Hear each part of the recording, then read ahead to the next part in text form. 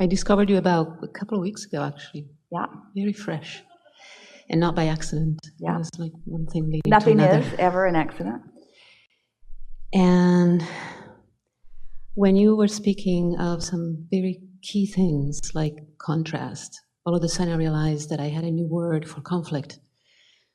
Because every time I would think of something that was going wrong in my life, and I would say the word conflict, I felt like I was just making it bigger.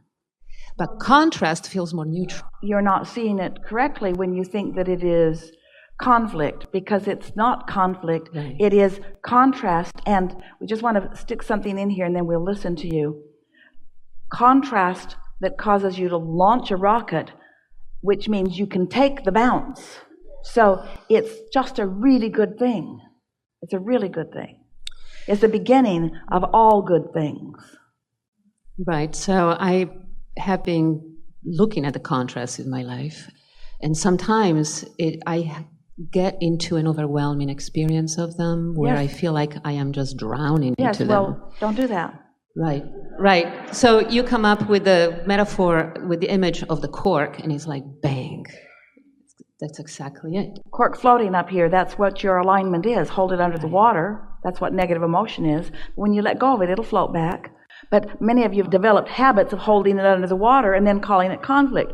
Why don't things get better? Let go of that. Why doesn't this get better? Just let go of it. I really don't like this. Somebody should call somebody. Somebody should do something about this. Just let go of it. I don't think I should let go of it because it's a problem. It's been a problem in my life for a really long time. Let go of it. I don't want to let go of it because...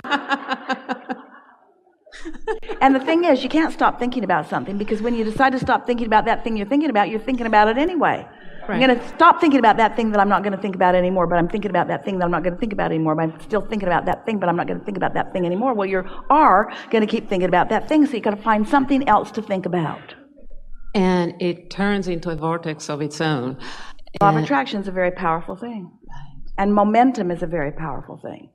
So here's the thing. You're new to us. We're going to tell you a story that is the best momentum understanding. So Esther is standing at the top of the hill in San Francisco, amazed at what she sees. She cannot believe that people actually live in these places, on these hills. So imagine sitting at the top of that hill, and you decide that you'd like to see what would happen. So you take your car out of gear, take the brake off, and you just nudge it a little to see what will happen. Well, what will happen is the car will end up very fast in the bay. So you come to your senses before it begins at all, and you step out in front of it, and the car just bumps up against you, and you're able to stop it because you stopped it before the momentum got going. Don't ask yourself to suddenly stop anything when there's a lot of momentum going. But on new things, when you are aware of the way you are feeling, you can stop the momentum in the early stages. That's the benefit of waking up and realizing it's a new day. And in this day, there is no momentum because the momentum stopped while I was asleep. So any momentum that's going to get going, I got it going by regurgitating it, by remembering it, by emailing somebody, by blogging about it, by talking about it. I got it going again today, and it's not very strong. I could stop it in the early stages if I want to. Yeah, I have been kind of trying to find something that I can meet, for example, an experience of contrast that feels out of hand, like anxiety or overwhelm in my personal situations. And is everything in your life like that? It's a very interesting mix, because on one hand it is, and on the one hand, I have the exact opposite at the same time. Well, wait, just answer the questions as we give them to you. Is everything in your life unwanted? Is there anything in your life that is wanted? Well, there are things, but here it taps now wait, into... Wait. Is there anything in your life that is wanted? Yeah. And do you have the ability to focus on that or them? I have that ability, yeah. And when you do, does the momentum increase on that subject? Yes. And when the momentum increases on that subject, does it feel better? Yes. And do you want to feel better? That's where I found out I have a habit of not giving myself permission It's old. But that's why we're asking you this. So which feels better, to feel a little lighthearted or to feel a little defeated? Lighthearted? And if you know that you do have the option, especially if you catch a thought early before it gets any momentum, do you accept that you have the ability to focus in a way that does feel good?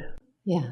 We're not arguing with you at all. We know that sometimes the conditions are enough and you just want to scream and it doesn't feel fair and it's not what you want, but you can't get to where you want to be from that awareness. You have to just let that sit where it is and not let yourself be actively vibrationally engaged with it. And it is our promise to you, it will peter out. It will become irrelevant. It will go away, provided you can find something else to give your attention to. You have a really active mind. It's a good thing. You want to focus on something. And so as you choose every now and again something that feels better and something that feels better, it's like giving less airtime to unwanted and more airtime to wanted. So you're practicing a vibrational frequency that puts you in connection with source more often, so that ideas about the solutions, everything that's bothering you, has not just one solution, but 10 or 20 or 30 or 40 active solutions available to you at all times. But you block yourself. It's like you've got an umbrella up shielding yourself from receiving any good ideas because you're all embroiled in the problem. So if you can find just one piece of something that feels sort of kind of good, and you can focus there just to break loose the log jam of resistance just a little bit, that momentum will carry you into your natural cork floating. And then you'll be in that place of realizing, and then solutions will start flowing. You will feel brilliant in your ability to solve problems. You know that the vibration of a problem and the vibration of a solution are very different frequencies. I am using feeling gratitude to get out of trouble. Well, it's a good way. Appreciation and gratitude are similar but different. Gratitude is happy, I've gotten over that. Okay. So that is all over in gratitude. Appreciation is looking forward to that. Gratitude is glad to be rid of that. Big difference. Yeah, it's appreciation. Yeah. It's appreciation, especially in the situation with my son right now. He's a teenager and he just, boom, bursted into his own drama and into his own contrast. In his own contrast. From which he will take the bounce and thrive. And for you to be upset about his future thriving is ridiculous.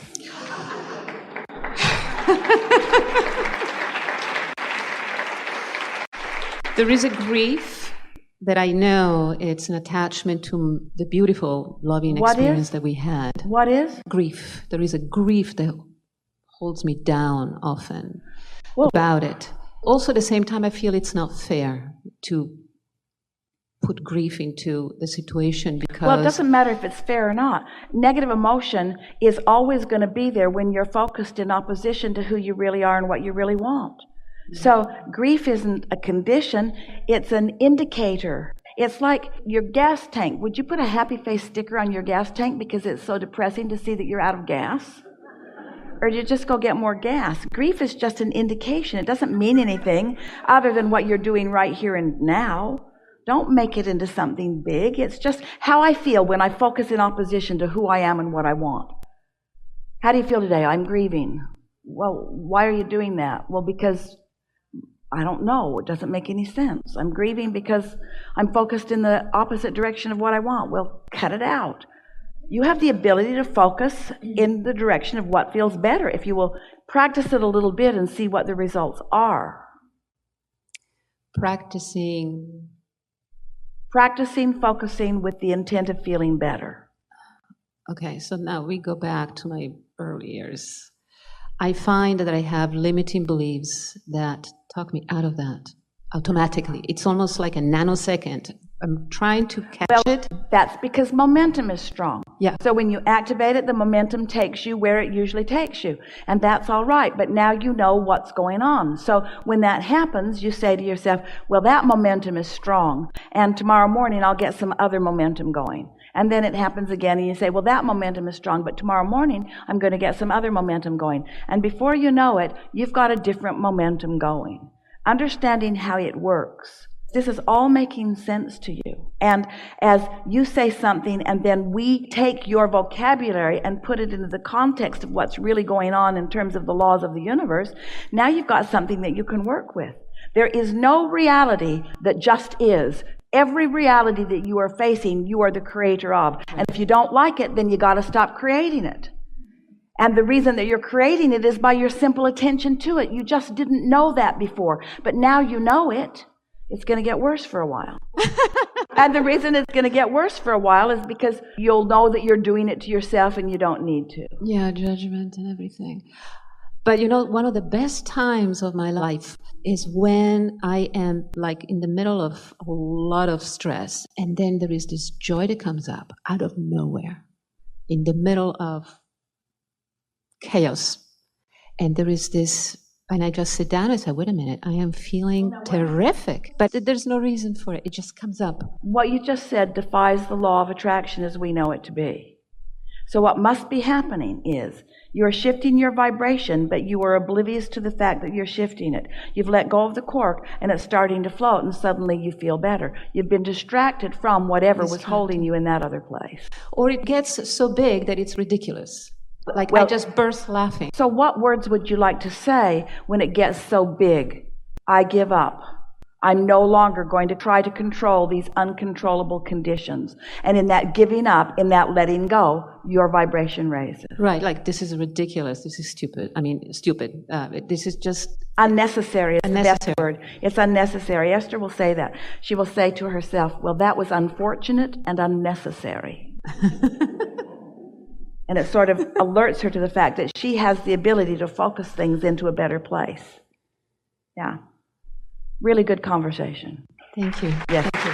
Yes.